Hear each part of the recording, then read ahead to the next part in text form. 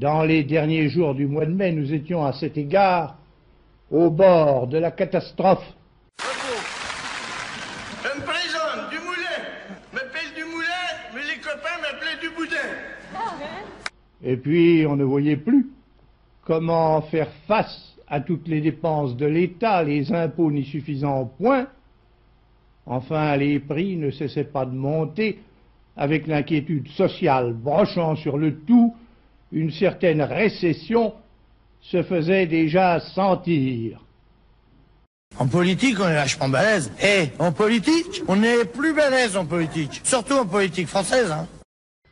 Par ailleurs, la crise qui s'est instaurée dans des problèmes monétaires, tenant en particulier au mouvement d'en dessous du dollar, tout cela crée un risque de ralentissement économique ici ou là. Misère, misère. C'est toujours sur les pauvres gens que tu t'acharnes obstinément. Regardez, Giscard d'Estaing avait promis un changement en douceur. Vous avez senti quelque chose, vous? Alors, impeccable, ça s'est passé. La crise, elle nous menace en effet. Nous allons subir un nouveau choc du fait de l'augmentation des prix du pétrole, confirmée récemment à Caracas. Et tout ça pourquoi? Pour faire du fric et du fric. Et qu'est-ce qu'ils en font, du fric? Qu'est-ce qu'ils en font, du fric? Je vais vous le dire, moi. Ils le dépensent. Sur le plan national, où s'accroît le nombre des Français sans abri, victimes du chômage, de la pauvreté, de l'exclusion. Oh, c'est un discours, me direz-vous, que tout le monde tient aujourd'hui. Alors vous aussi, vous êtes un déçu du socialisme. Ah ben, je sais pas, moi j'ai jamais été socialiste, mais c'est décevant, ouais, c'est sûr.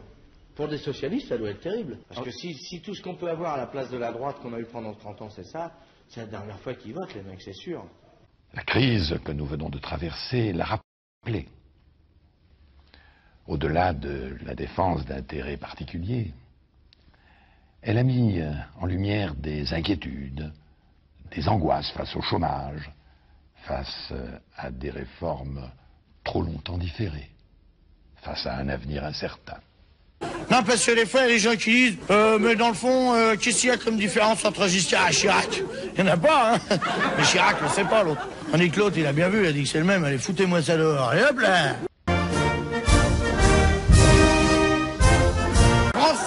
Français, faut avoir deux choses, un bon travail, une bonne santé. Vous avez une bonne santé, j'ai un bon travail. On va s'arranger. Mes chers compatriotes, l'année 2011 s'achève. Elle aura connu bien des bouleversements. Depuis le début de la crise, qui en 3 ans a conduit à plusieurs reprises l'économie mondiale au bord de l'effondrement, sur sa gravité, ni sur les conséquences qu'elle pouvait avoir sur l'emploi et sur le pouvoir d'achat. Je me souviens quand j'étais petit à la maison, le plus dur c'était à la fin du mois, surtout les 30 derniers jours. Maintenant ils gagnent mieux les ouvriers maintenant. Mais il y a peu de boulot maintenant. C'est fini. Cette crise qui sanctionne 30 années de désordre planétaire dans l'économie, le commerce, la finance, la monnaie, cette crise inouïe, sans doute la plus grave depuis la Deuxième Guerre mondiale, cette crise n'est pas terminée. Misère, misère, ça sera donc toujours les salauds qui nous boufferont le caviar sur le dos. Mais l'année 2013 a aussi été difficile pour beaucoup d'entre vous et pour le pays. Parce que la crise s'est révélée plus longue, plus profonde que nous l'avions nous-mêmes prévu.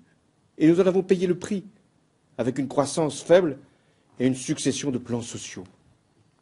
Je voudrais qu'on remue la merde et que l'odeur monte jusqu'au nez des mecs qui dirigent et qu'au lieu d'être tournés vers l'extérieur du pays, ils se tournent un peu vers l'intérieur et qu'ils disent qu'est-ce qu'il y a, qu'est-ce qui se passe, qu'est-ce qu'ils ont ceux-là. Ah merde, on leur prend tout leur pognon. Ah oui, il faudrait leur en laisser un peu. L'État même du pays a justifié que je vous demande des efforts. Et je sais ce qu'ils représentent. Les impôts sont devenus lourds, trop lourds, à force de s'accumuler depuis de nombreuses années.